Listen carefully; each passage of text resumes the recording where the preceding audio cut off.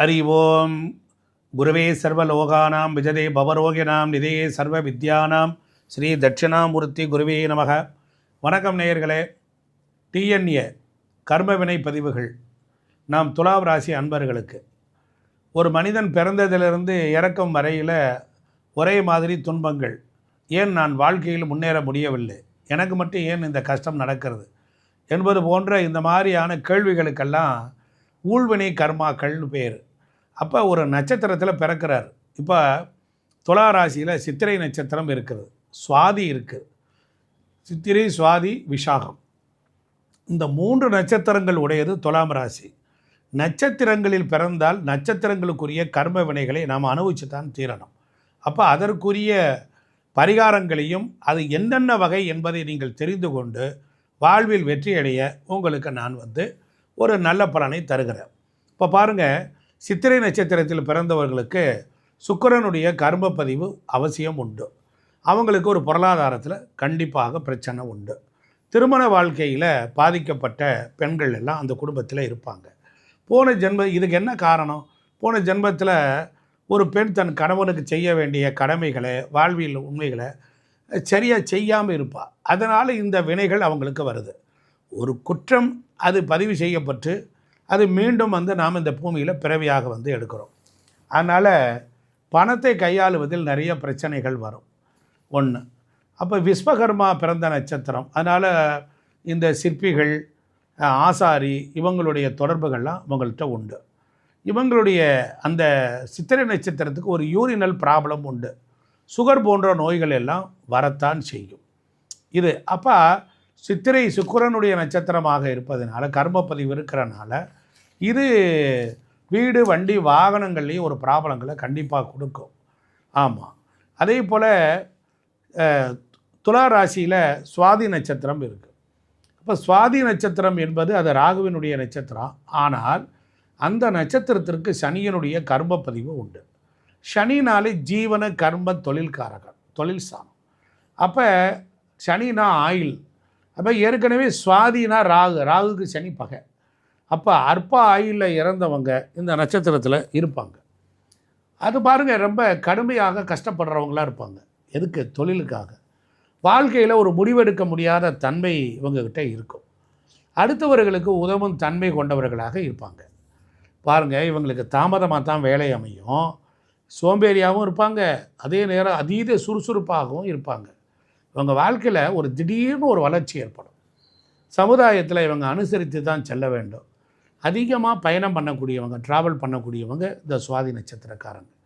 ஏன்னா வாயு பகவான் பிறந்த நட்சத்திரம். சரஸ்வதி வழிபாடும் நரசிம்மர் வழிபாடும் ரொம்ப சிறப்பாக இருந்ததுன்னா இவங்க வாழ்க்கையில் சீக்கிரமே மேலே வந்துடுவாங்க. இவங்கக்கிட்ட வேலைக்காரர்கள்ட்ட அனுசரித்து தான் போகணும். திடீர் மரணத்தை சொல்லும். திடீர்னு ஒரு மரணம் நடந்துடும். சேமிப்பு கரையும். திடீர்னு காரணமே இல்லாமல் சம்பாதிச்ச காசை விரயம் பண்ணிவிடுவாங்க. அதே போல் இதுக்கு என்ன காரணம்னா, தேன் பார்த்திங்கன்னா தேனீக்கள் கூடு கட்டும். தேன் கூடு கட்டும். தேனை மகரந்த செடி கொடிகளிலேருந்து தேனை எடுத்துகிட்டு சேமித்து வச்சுக்கிட்டே இருக்கும். இவங்க சம்பாதித்த சொத்தை வேற ஒருத்தன் என்ன பண்ணுவான்? ஏமாற்றிடுவான். எப்படி அப்படின்னு கேட்டிங்கன்னா, இப்போ தேனி கூடு கட்டுது, அது அதாவை சாப்பிடுது, அதை வேற ஒருத்தையும் எடுத்துகிட்டு போகிறான்.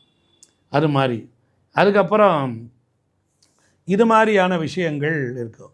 அப்போ சுவாதிக்கு எடுத்துக்கிட்டீங்க அப்படின்னா, தேன் எடுக்கும்போது அதுக்கு விரயம்னு ஒன்று உண்டு. ஆமாம்.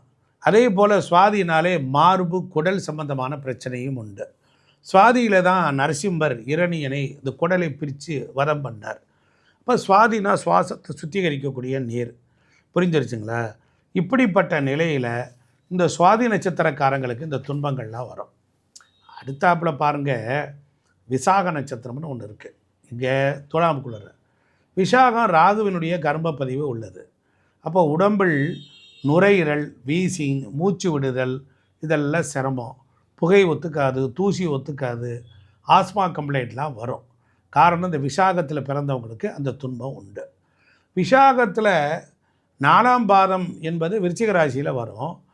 அதில் அந்த விசாகத்தில் பிறந்தாலே 2 திருமணங்கள் நடந்துடும். அந்த குடும்பத்தில் 2 திருமணம் நடக்கும். காதல் திருமணம், கலப்பு திருமணங்கள் உண்டு. அதே போல் ஒரு துர்மரணம், ஒரு ஆக்சிடெண்ட்டு, அது மாதிரி உண்டு. ஒரு வெளிநாடு, வேறு மொழி பேசுகிறவர்கள் அவங்கெல்லாம் குடும்பத்துக்குள்ளே இருப்பாங்க. அதுபோல் அந்த குடும்பத்தில் ஆசிரியராக இருப்பாங்க. ஒருத்தரே 4 லாங்குவேஜ் 5 லாங்குவேஜ் பல மொழி பேசுகிறவங்களாம் இருப்பாங்க. இல்லைன்னா தொடர்பாக அவங்கள்ட்ட உண்டு. அடுத்தவங்களுக்கு இவங்க வழிகாட்டி உள்ளவங்களாக இருக்கணும். டிரான்ஸ்போர்ட்டு, பிடபிள்யூடி, எலக்ட்ரானிக்கு, எலக்ட்ரிக் சம்மந்தப்பட்ட தொழில்கள் எல்லாம் உண்டு. அது மட்டும் இல்லாமல் சந்திரனுடைய காரகத்துவ தொழில்கள், உணவு, கேட்ரிங்கு, பால், உணவுப் பொருள் சம்பந்தப்பட்ட தொழில்கள் செய்தால் கர்ம வினையை குறைத்து கொள்ளலாம். கர்மா குறைய இவங்க சர்வீஸ் பண்ணணும். வேறு மொழி பேசுபவர்களுக்கு உதவி பண்ணணும். இப்போ ஒரு மொழி தெரியாத ஒருத்தனுக்கு கடையில் போய் என்ன பொருள் வாங்க தெரியாது, அவங்களுக்கு நமக்கு அந்த மொழி தெரியும். அப்படிப்பட்டவங்களுக்கு நாம் உதவி பண்ணால் நம்முடைய கர்மா குறையும். அதே போல் கேன்சர் சம்மந்தப்பட்ட பிரச்சனைகளும் அவங்க வம்சத்துலேயோ அவங்க குடும்பத்திலேயோ இருக்கும். அதனால் புகை பிடிக்கக்கூடாது. இதெல்லாம் நீங்கள் தெரிந்து கொள்ள வேண்டிய விஷயம். இப்போ துலா ராசி, இப்போ நட்சத்திரங்களை பற்றி கர்ம வினைகளை எல்லாம் நம்ம பார்த்துட்டோம். சரி, இப்போ ராசிகள் பெற்ற கர்மப்பதிவு, இப்போ சந்திரனுடைய கர்மப்பதிவு பெற்ற ராசின்னு சொல்லிட்டேன். அப்போ இது ஒரு குலதெய்வ தோஷத்தை அந்த ராசி சொல்லும். அந்த குடும்பத்தில் குலதெய்வ தோஷம் உண்டு. இவங்களுக்கு ஹோட்டல், கேட்ரிங்கு, காய்கறி, விவசாயம் சம்பந்தமான வேலையில் இருப்பாங்க. இல்லைனா கடல் சார்ந்த துறை, பயணம் சார்ந்த துறை இந்த ராசியில் இருப்பாங்க. சமூகத்துடன் சீக்கிரமாக பழகக்கூடியவங்க, ரொம்ப சீக்கிரமாக எல்லாத்தையும் பழகிடுவாங்க.